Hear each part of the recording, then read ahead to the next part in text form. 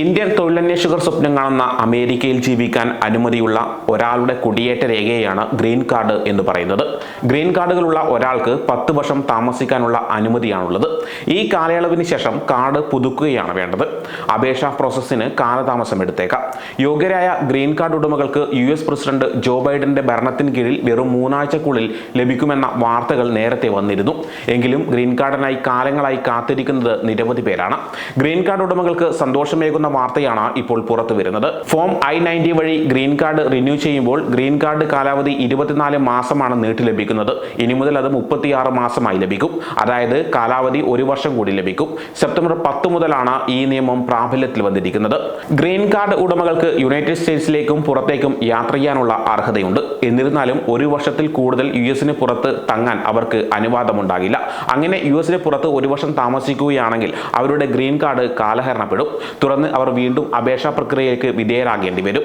Card renew ചെയ്യാൻ അപേക്ഷ കൊടുക്കുമ്പോൾ കാലഹരണപ്പെട്ട ഗ്രീൻ കാർഡ് സമർപ്പിക്കേണ്ടതായിട്ടുണ്ട്.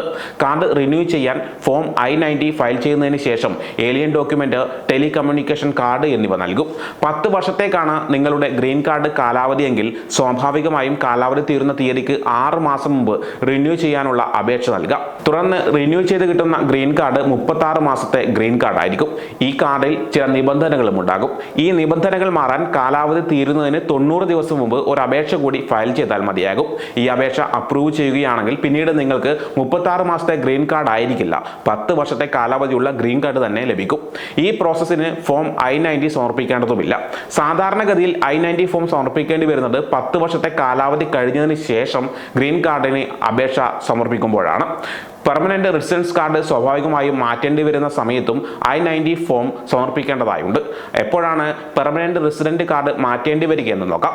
കാർഡിലെ ഏതെങ്കിലും വിവരം നിങ്ങൾക്ക് മാറ്റാനുണ്ടെങ്കിൽ, കാർഡ് നഷ്ടപ്പെടുകയോ മോഷ്ടിക്കപ്പെടുകയോ നശിച്ചു പോകുകയോ ചെയ്തെങ്കിൽ, 14 വയസ്സിന് മുന്നേ സ്ഥിരതാമസക്കാരനായിട്ടുണ്ടെങ്കിൽ 14 വയസ്സാകുന്നതോടെ പെർമനന്റ് റെസിഡന്റ് കാർഡ് മാറ്റേണ്ടതായിട്ടുണ്ട്. ഗ്രീൻ കാർഡിന് അപേക്ഷിച്ചു കഴിഞ്ഞാൽ അപ്രൂവ് ചെയ്യാൻ കാലതാമസം എടുക്കുന്നുണ്ട്.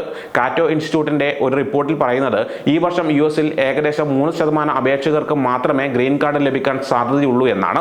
2024 സാമ്പത്തിക വർഷത്തേക്ക് നിലവിൽ 34.7 ദശലക്ഷം അപേക്ഷകളാണുള്ളത്. 1996-ൽ ഏകദേശം 10 ദശലക്ഷം പേർ മാത്രമാണ് അപേക്ഷിച്ചത്. ഈ വർഷം ഏകദേശം 1.1 ദശലക്ഷം ഗ്രീൻ കാർഡ് അപേക്ഷകൾ അംഗീകരിക്കാനാണ് US സർക്കാർ പദ്ധതിയിടുന്നതെന്നാണ് റിപ്പോർട്ട്. ഗ്രീൻ കാർഡിന് അപേക്ഷിക്കുന്നവരിൽ ഏറിയ പങ്കും ഏഷ്യൻ വംശജരാണ്. അപേക്ഷിക്കുന്ന ഇന്ത്യക്കാരിൽ തന്നെ നൂതന ബിരുദങ്ങൾ നേടിയവരും സാങ്കേതിക വിദ്യ, വൈദ്യശാസ്ത്രം, അക്കാദമിക് തുടങ്ങിയ മേഖലകളിൽ കഴിവ് തെളിയിച്ചവരുമാണെന്നാണ് ചൂണ്ടിക്കാണപ്പെടുന്നത്. United States citizenship and immigration സർവീസിന്റെ ഡാറ്റ അനുസരിച്ച് 1 ദശലക്ഷത്തിലധികം ഇന്ത്യക്കാർ അവരുടെ ഗ്രീൻ കാർഡുകൾക്കായി കാത്തിരിക്കുന്നുണ്ടെന്നാണ് റിപ്പോർട്ട്. തൊഴിൽ അടിസ്ഥാനമാക്കിയുള്ള ഗ്രീൻ കാർഡുകളുടെ വാർഷിക പരിധി 1,40,000 ആണ്. അതുമാത്രമല്ല ഓരോ രാജ്യങ്ങൾക്കും 7% എന്ന് നിജപ്പെടുത്തിയിട്ടുമുണ്ട്. ഇതാണ് ഇന്ത്യക്കാർക്ക് തിരിച്ചടിയായിരിക്കുന്നത്. ഡിപ്പാർട്ട്മെന്റ് ഓഫ് ഹോംലാൻഡ് സെക്യൂരിറ്റിയുടെ കണക്കനുസരിച്ച് 2022-ൽ US-ൽ 12.9 ദശലക്ഷം ഗ്രീൻ കാർഡ് ഉടമകൾ താമസിക്കുന്നുണ്ട്. അവരിൽ 9.2 ദശലക്ഷം പേർ പൗരത്വത്തിന് അർഹരായിരുന്നു. എന്നിരുന്നാലും പലരും പ്രോസസ്സിംഗ് കാലതാമസം കാരണം പൗരത്വം കിട്ടാതെ അലയുകയാണ്. COVID-19 പാൻഡമിക്കിന് ശേഷം ഗ്രീൻ കാർഡ് ഇഷ്യൂ ചെയ്യുന്നത് മന്ദഗതിയിലായിരുന്നു. എങ്കിലും ഇപ്പോൾ പ്രോസസ് വേഗത കൂടിയിട്ടുണ്ടെന്നാണ് റിപ്പോർട്ട്.